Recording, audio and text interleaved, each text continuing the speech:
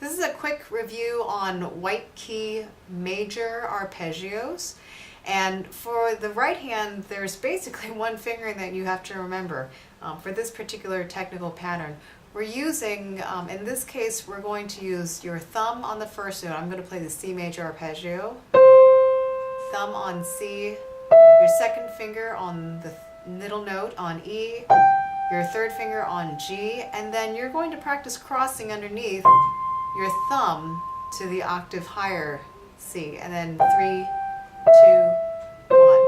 And the reason for practicing this particular movement is to prepare you for 2 octaves. 2 octave arpeggios require a cross underneath and then your hand shifts up. So rather than end with your pinky, which is a lot easier, granted, we're going to practice that particular cross underneath for these 1 octave arpeggios. Again, 1, 2, 3, 1, 3, 2, 1. And make sure that you're not overstretching your hand, but that you are moving your wrist up and down the keys. Now, if you have, let's say, a D major chord, or actually let's go down to A, that's easier to see on this video. We have a white, black, white pattern. The fingering is still the same though. Thumb on the first note, second finger on the middle note, third finger, and then cross under A.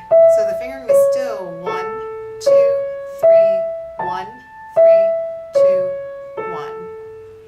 The right hand will always use that particular fingering no matter what the combination of colors is. For B major, which is white, black, black, it's still 1, 2, 3, 1, 3, 2, 1. The left hand has 2 sets of fingerings that we'll deal with.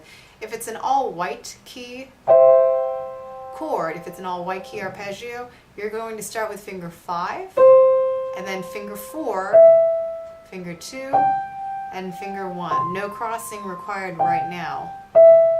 5, 4, 2, 1, 2, 4, 5.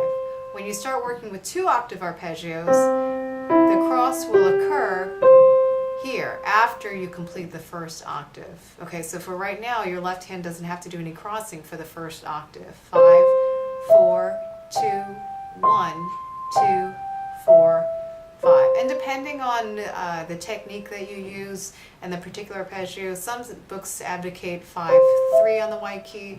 In this case, we're going to work on strengthening that 4th finger and use 5, 4, 2, 1 on an all white key arpeggio. If you have a black key arpeggio, like A major for example, go ahead and use your 3rd finger in the middle, since obviously it can reach, it's an advantage because it's a longer finger.